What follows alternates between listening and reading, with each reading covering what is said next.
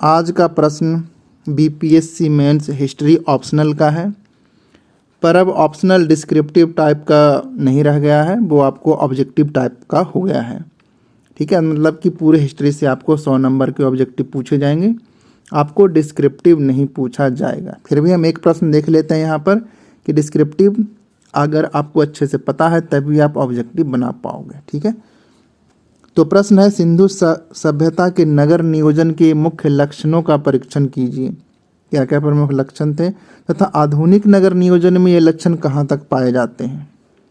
ठीक है, तो ये मेन फॉर्मेट है, आप देख रहे हो पेपर का, इसे मैं जूम कर लेता हूँ, आपको एक एक लाइन बताएंगे। ठीक है, ऐसे टॉपिक टेलीग्राम पर आपको हर 2 दिन पर दिए जाते हैं, जिसका लिंक डिस्क्रिप्शन बॉक्स में दिया हुआ। टेलीग्राम चैनल आप ज़रूर ज्वाइन कीजिए, आप अपने उत्तर लिखकर वहाँ पर भेज सकते हो। ठीक है, तो चलिए सिंधु सभ्यता के नगर नियोजन के प्रमुख लक्षण देखते हैं और वर्तमान में ये लक्षण कहाँ तक पाए जाते हैं। आपको मैं एक और उत्तर दिखाऊंगा जो कि हमारे एक सदस्य द्वारा भेजा गया है, उनका भी हम जिक्र करेंगे। ठीक है, सिंधु सभ्यता कांस्ययुगीन नगरीय सभ्यता थी। ठीक है, नगरीय सभ्यता और कांस्ययुगीन सभ्यता थी, ये इंपॉर्टेंट पॉइंट है, जिसका विकास भारतीय उपमहाद्वीप के पश्चिमोत्तर भाग में हुआ था। तत्कालीन विश्व की 4 सभ्यताओं में कौन कौन सी सभ्यता है? मिस्र की नील नदी के किनारे है, मेसोपोटामिया के दजला फरात नदी के किनारे, चीन तथा सिंधु घाटी सभ्यता आपका हो गया। इनमें से व्यवस्थित नगरीकरण का साक्ष्य सिंधु सभ्यता से ही प्राप्त होता है। चारों सभ्यता में जो सबसे व्यवस्थित नगरीकरण था वो आपका सिंधु सभ्यता में था, जिसका विस्तार लगभग 12,99,600 वर्ग किलोमीटर तक था। इसका विस्तार नक्शे में नीचे दिखा दिया गया है। ये देखकर आने की सामने वाले को लगेगा कि हाँ बंदे को जानकारी है। ऐसा मत सोचिए कि नक्शा मेरा ख़राब बन गया है, जम्मू कश्मीर अच्छे से नहीं दिखा है। ठीक है, पूर्वी भाग अच्छे से नहीं बनाया गया है, इसमें विस्तार बस दिखा दीजिए। ठीक है, जैसे पूरब में सुतका गंडोर हो गया, पूरब में आलमगीरपुर हो गया, लोथल हो गया गुजरात में, कश्मीर में आपका मांडा हो जाता है। ठीक है, तो ये नक्शा दिखाने से आपको ज़्यादा नंबर मिलने के चांस रहते हैं। प्रमुख लक्षण यहाँ पर दिखाए गए हैं, ऐसे नदियों के किनारे बसे नगर, नगर विन्यास, सड़क हो गया, भवन हो गया, जल निकासी व्यवस्था, अन्नागार तथा कुआं। इन सभी को हम छोटे छोटे पॉइंट में पैराग्राफ में लिख देंगे। पहला, नदियों के किनारे बसे नगर।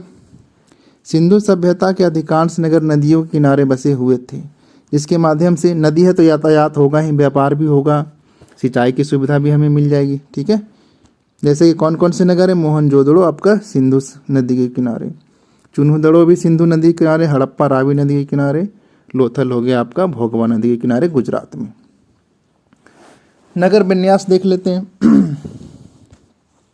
इस सभ्यता के नगर सामान्यतः 2 भागों में बटे होते थे, गढ़ी तथा निचला बस्ती। गढ़ी पूर्वी भाग में तथा ऊंचाई पर स्थित रहता था, जबकि निचला बस्ती पश्चिमी भाग में स्थित था। धौलावीरा से नगर के 3 भागों में बटे होने का साक्ष्य मिलता है। ठीक है, सड़कें, आधुनिक सड़कों को आप देखिए तो मोहनजोदड़ो से मेल खाती हैं, सड़कें चौड़ी हो गई हैं। ठीक है, सिंधु सभ्यता की सड़कें समानांतर तथा एक दूसरे को समकोण पर काटती थी, जिससे नगर आयताकार खंडों में विभाजित होता था। ये देखिए यहाँ पर एक फोटो के माध्यम से बताया गया, ये मुख्य सड़क है, मुख्य सड़क, मुख्य सड़क, मुख्य सड़क, और ये सभी मुख्य सड़क हैं, और यहाँ पर आपके घर बने होते थे। ठीक है, घर मुख्य सड़क से गलियों में आए और फिर अंदर घर में प्रवेश कीजिए। ठीक है, मुख्य सड़क, मेन गली, एक सहायक गली, फिर आपका घर होता था। ठीक है, ऐसा है, तो चित्र के माध्यम से समझा दिया गया है। अगला आपका लक्षण होगा, सड़कें 3 प्रकार की थी, मुख्य सड़क जो कि 10 मीटर चौड़ी होती थी, सहायक सड़क, और लास्ट में गलियों से होते हुए घर में प्रवेश कीजिए। भवन के लक्षण देख लेते हैं। भवन सामान्यतः 2 मंजिलों होते थे। ठीक है, बीच में आंगन तथा उसके चारों तरफ कमरे होते थे। आप अपने नानी घर चले जाओ तो आपको ऐसे ही घर मिलेंगे। ठीक है, चारों तरफ मकान होंगे, एक बीच में बड़ा सा आंगन होगा, उसमें कुआं होगा, पानी की व्यवस्था होगी, शौचालय होगा, घर में स्नानागार तथा पश्चिमी सीटदार शौचालय भी था, अंग्रेजी टॉयलेट जिसको बोलते हैं। घरों के दरवाजे तथा खिड़कियां गलियों में खुलते थे। अभी भी ऐसा आपको देखने को मिलेगा, जिससे धूलकण घर में प्रवेश न कर सके। भवन सामान्यतः पक्की ईंटों के बने होते थे, जिनकी लंबाई, चौड़ाई और मोटाई 4:2:1 का था। ठीक है। अगला प्रमुख लक्षण है जल निकासी व्यवस्था। आपके घर से जो नालियाँ निकलती हैं उसको आप इससे कंपेयर करके देखिए कि किस तरह से मेल खाती है। प्रत्येक घर से नालियाँ निकलती थी। ठीक है, वो हमारे घर से भी निकलती है अभी वर्तमान ज़माने में, जो मुख्य नाली में मिल जाती थी। ठीक है, नालियाँ ढकी होती थी। अभी नालियाँ आपको शायद ही ढकी हुई मिले आपके गांव में, शहरों में तो ढकी हुई मिलती है पर गांव में ऐसा नहीं मिलता। A.L. बासम के अनुसार इस प्रकार का प्रबंधन तत्कालीन अन्य सभ्यताओं में विकसित नहीं था। ठीक है, जितनी भी 4 सभ्यताएं थी, मेसोपोटामिया, नील नदी के किनारे, सब जो भी सभ्यता था उसमें ऐसा जल निकासी व्यवस्था देखने को नहीं मिला है। अन्नागार, ये आपने अपने घर में देखा होगा, जो पुराने ज़माने के घर मिट्टी के बने होते हैं वहाँ पर आपने देखा होगा, जिसे हम कोठी कहते हैं। वो तो छोटा होता था, लेकिन यहाँ जो अन्नागार मिले हैं वो बड़े बड़े मिले हैं। सिंधु सभ्यता के प्रत्येक नगर से अन्नागार प्राप्त हुआ है, जो कृषि अधिशेष का संकेत करता है। इसका प्रयोग आपातकाल में होता था, मानो कि अकाल पड़ गया तो यहाँ से अनाज निकालकर अपना जीवन यापन करेंगे। मोहनजोदड़ो से विशाल अन्नागार 55-22-37 मीटर तथा हड़प्पा नगर से 6-6 की कतार में 12 अन्नागार का साक्ष्य मिला है। ठीक है, देखिए कितने बड़े बड़े अन्नागार, आप साइड से ही पता लगा सकते हो।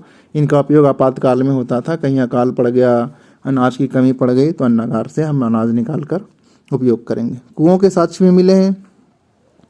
मोहनजोदड़ो से प्रत्येक मकान में कुओं का साक्ष्य मिला है। मैंने बताया ही, जो पुराने ज़माने घर होते थे, बीच में एक बड़ा सा मकान, उसके चारों ओर कमरे बने होते थे और बीच में एक बड़ा सा कुआं होता था। ठीक है, आगे देखते हैं आधुनिक नगर नियोजन से समानता।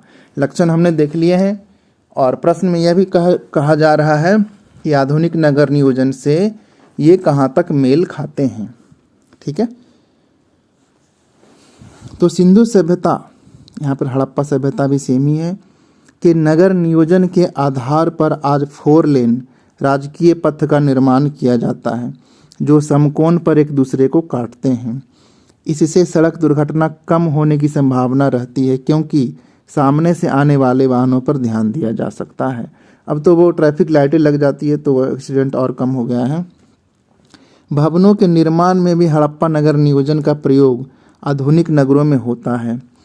खिड़कियां, दरवाजे, वेंटिलेटर आदि को मुख्य सड़क से अलग रखा जाता है ताकि प्रदूषित हवा घर में प्रवेश न कर सके। ठीक है, हम कंपेयर कर रहे हैं, तुलना कर रहे हैं सिंधु सभ्यता के नगर नियोजन का आधुनिक नगर नियोजन से। ठीक है,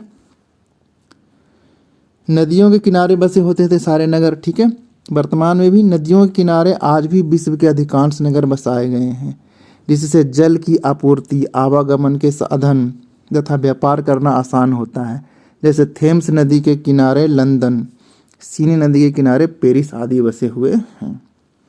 आधुनिक नगर नियोजन में ड्रेनेज सिस्टम, जल प्रबंधन व्यवस्था, नालियों का निकास। ठीक है, ड्रेनेज सिस्टम सिंधु सभ्यता की प्रेरणा से आधारित है। अभी तो हमारे शहरों में ज़्यादा से ज़्यादा छोटी छोटी नालियाँ मिलती हैं, जो मेन सीवरेज होता है वो भी आपके साइड से छोटा होता है। लेकिन जो सिंधु सभ्यता में ड्रेनेज सिस्टम था, उसमें आप एक गुफा की तरह आपको मिलेगा, जिसमें आप आराम से घूम टहल सकते थे। इसके अतिरिक्त कोल्ड स्टोरेज, बोरिंग, शौचालय, वाटर टैंक आदि की अवधारणा भी सिंधु सभ्यता से प्रेरित है। निष्कर्ष लिख दीजिए लास्ट में। निष्कर्षतः कहा जा सकता है कि सिंधु सभ्यता प्राचीन विश्व की समस्त सभ्यताओं में अपनी नगर नियोजन के लिए विशिष्ट थी, जिससे प्रेरित होकर आज स्मार्ट सिटीज तथा स्मार्ट विलेज को आगे बढ़ाने का प्रयास किया जा रहा है। ठीक है, हमने क्या देखा? सबसे पहले सिंधु सभ्यता के प्रमुख पॉइंट्स देख लिए, उसके लक्षण देख लिए, और वो सारे लक्षण आधुनिक नगर नियोजन में किस तरह से समान है इसकी तुलना करके हमने दिखा दी। कुछ डायग्राम बनाए, फ्लो चार्ट बनाए, नक्शे बना दिए। तो इतना काफ़ी है आपको अच्छा उत्तर लाने के लिए। ठीक है, तो आगे देखते हैं। हमारे एक सदस्य हैं रितु कुमारी, उन्होंने भी अपना उत्तर बनाकर भेजा है, इनका भी डिटेल में हम देख लेते हैं। ठीक है, सिंधु सभ्यता विश्व की सभ्यताओं में से एक थी। ठीक है, जिसके बारे में 1921-22 ईस्वी में जानकारी प्राप्त हुई। सिंधु सभ्यता की भी अनेक सभ्यताओं की तरह कुछ विशेषताएं थी, जिन विशेषताओं के लिए इसे जाना जाता है। ठीक है, पहला विशेषता है, देखिए यहाँ पर एक अगर डायग्राम बना देते कि सिंधु घाटी सभ्यता की विशेषता, तो बहुत बढ़िया होता। ठीक है, पहली विशेषता है नगर नियोजन। सिंधु घाटी की प्रमुख विशेषता अत्यंत सुनियोजित नगरों का निर्माण किया जाना था। मोहनजोदड़ो के खंडहरों को देखकर देखने वाले व्यक्ति प्राचीन नगरों के आयोजन की कारीगरी एवं सफाई के प्रबंध से प्रभावित हुए बिना नहीं रह सकते। ठीक है, सिंधु सभ्यता कालीन स्थल मोहनजोदड़ो नगर नियोजन के लिए प्रसिद्ध है। प्राचीन नगरों के अवशेषों को देखकर ऐसा प्रतीत होता है मानो ये नगर कुशल इंजीनियरों द्वारा योजनाबद्ध तरीके से बनाए गए हैं। ठीक है, नालियों द्वारा, नालियों का इन्होंने जिक्र किया है, नालियों के द्वारा गंदा पानी बाहर पहुंचाया जाता था। पक्की नालियों को बनाने में पत्थरों एवं ईंटों का प्रयोग किया जाता था। ठीक है, भवन निर्माण, ये विशेषताएं हैं। नगर निर्माण के समय सिंधु सभ्यता निवासी भवन निर्माण कला में आगे थे। ठीक है, इसकी पुष्टि हड़प्पा, मोहनजोदड़ो इत्यादि से प्राप्त होती थी। इनके द्वारा निर्मित मकानों में सुख सुविधा की पूर्ण व्यवस्था थी। भवनों का निर्माण भी सुनियोजित ढंग से किया जाता था, जैसे साधारण भवन, सार्वजनिक एवं राजकीय भवन, अन्न भंडार गृह इत्यादि। साधारण लोगों को रहने के लिए मकानों का निर्माण सड़कों के दोनों ओर किया जाता था, जिसे साधारण भवन कहा जाता था। इन मकानों का आकार आवश्यकता के अनुसार छोटा या बड़ा होता था। 2 मंजिला होता था, ये इन्होंने नहीं लिखा है। इतिहासकारों ने यह अनुमान लगाया है कि सिंधु सभ्यता एक सार्वजनिक भवन होगा, जिन्हें पुरातत्ववेत्ता अन्न भंडार गृह मानते हैं। ठीक है, अन्नागार का जिक्र कर लिया है इन्होंने। सार्वजनिक स्नानागार, नहाने के लिए जिसे हम अभी स्विमिंग पूल बोलते हैं, वैसा ही कॉमन स्विमिंग पूल उस टाइम हुआ होगा। मोहनजोदड़ो में इन्होंने क्या लिखा है, मोहनजोदड़ो में एक विशाल स्नानागार के विषय में भी पता चला है। इससे प्रत्येक और जल तक पहुंचने के लिए ईंटों की सीढ़ियां हैं। ठीक है, यानी कि स्नानागार जो स्विमिंग पूल है उसके चारों तरफ सीढ़ियां बनी हुई है उसमें उतरने के लिए। जलाशय के निकट ही एक कुआं है जिससे जलाशय में पानी भरा जाता होगा, यानी कि उस स्विमिंग पूल में कुएं से पानी भरा जाता था। अतः हम कह सकते हैं कि सिंधु सभ्यता की मुख्य विशेषता नगर नियोजन था, और यह सभ्यता मुख्यतः अपने नगर नियोजन के लिए जानी जाती थी। यह कहा जा सकता है कि सिंधु सभ्यता के लोग आधुनिक लोगों की भांति अपना जीवन शैली अपनाए हुए हैं। ठीक है, इन्होंने उल्टा कंपेयर कर दिया मेरे ख्याल से। कंपेयर ये करना था कि सिंधु घाटी सभ्यता के आधार पर आधुनिक नगर नियोजन किस तरह मेल खाती हैं। चलिए कोई बात नहीं, आपने भी काफ़ी अच्छा कोशिश किया है। ठीक है, तो ये था आज का उत्तर, आगे इन्होंने नहीं लिखा है। ठीक है, तो कैसा लगा उत्तर? इसमें अगर आपको कोई कमी नज़र आती है तो हमें बताइए कमेंट बॉक्स में, हम उसे सुधारने की कोशिश करेंगे। एक बार मैं आपको फिर बता दूं